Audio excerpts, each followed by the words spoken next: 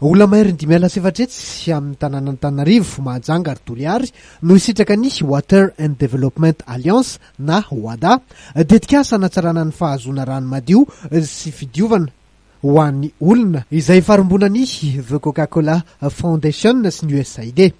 Amitetina hatramin'ny amin'ny $5.3 Amerikana ny fanohanana zany tetikasa zany ka ny $2.5 dia avy amin'ny The Coca-Cola Foundation. Io ny fantatra nandritra ny fanokafana ofisialy ny tetikasa izay ny marian'ny fametrahana ny vaty fototra teny amin'ny kaominina Anosy Avaratra.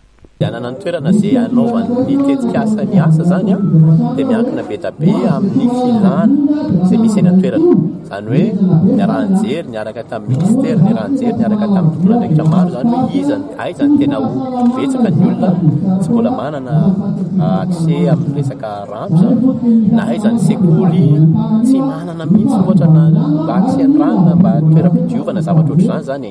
Ohatr'izay zany no nanaovana ny hoe reto no toerana anaovana ny tetikasa na hoe priorisation hoisitsika moa zany.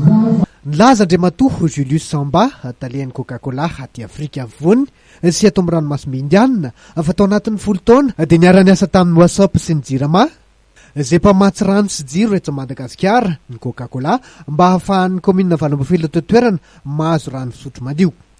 Isan'ny matimatesana ao anatin'ny tetikasa WADA ny ahafahan'ny rehetra mahazo tombontsoa amin'ny alalan'ny tetikasa WASH hatramin'ny taona 2024 sy hanafoana ny fanaovana maloto akalamanjana amin'ny taona 2024 ity.